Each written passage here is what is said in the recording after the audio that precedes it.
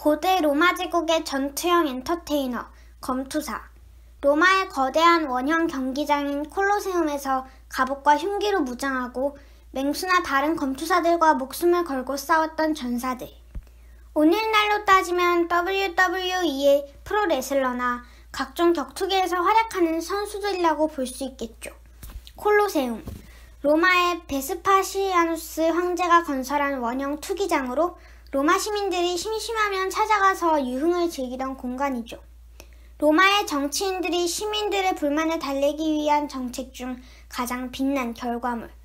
특성만 고려했을 때 총 5만 명이 관람할 수 있었고, 서서 보거나 마산 아재들처럼 매달려서 보면 8만 명까지 소용 가능.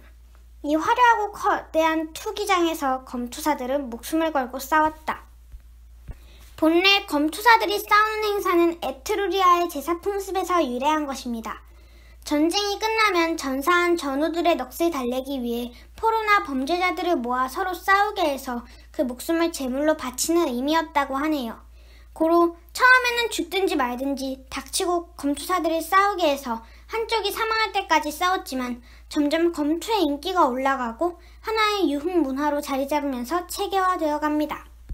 서기 1세기경 로마 제국 곳곳에 검투사 학교가 설립되고 이곳에서 예비 검투사들은 혹독한 훈련을 통해 화려하게 적을 공격하는 기술과 더불어 가급적 상대를 죽이지 않는 기술까지 배웠다고 합니다. 그래도 관중들이 흥분해서 죽이라고 아우성치면 군말 없이 승자는 패자를 쑤셔 죽었다고 하네요. 검투사가 되고 싶다면 어떻게 해야 했냐고? 딱히 어려운 조건은 없었다고 합니다.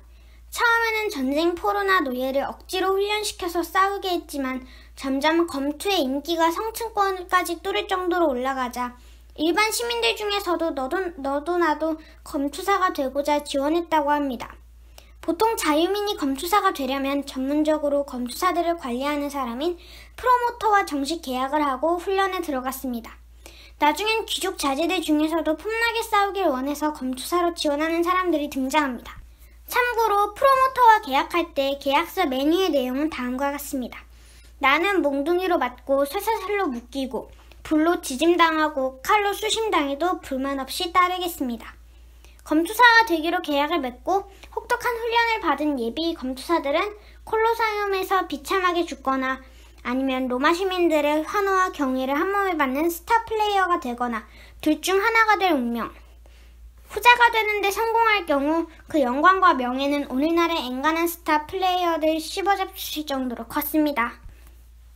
보통 자유민이나 귀족 자제가 지원해서 검투사가 된 경우와는 달리 노예 또는 전쟁 포로 출신의 검투사는 자유민이 되기 위해 필사적으로 싸웠는데 만약 이런 검투사가 용맹을 떨쳐 인정을 받는다면 황제에게서 루디스라 불리는 나무칼을 받았습니다.